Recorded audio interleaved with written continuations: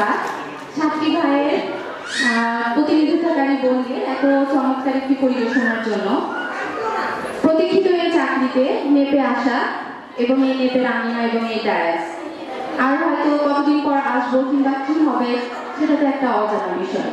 কিন্তু এই মঞ্চে আসলে স্যারদের কথা না বলে আমি পাচ্ছি না। আর এখানে এসে একজন ব্যক্তিকে দেখে আস্থা, নির্ভরশীলতা, আশঙ্কা, মনের মধ্যে অজানা ভয় যেটা দূর হয়ে গিয়েছিল সেটা আমাদের কোর্সের হাবিবুর রহমান স্যার। যে কোনো কিছুতে অন্য স্যারদের কাছে যেতে আমি যতটা ভয় পেয়েছি, কিছু হলে আমি সবসময় স্যারের কাছে যেতাম।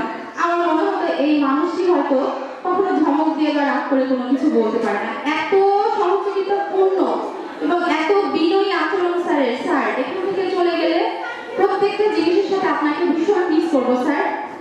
এই কথাটা হয়তো এই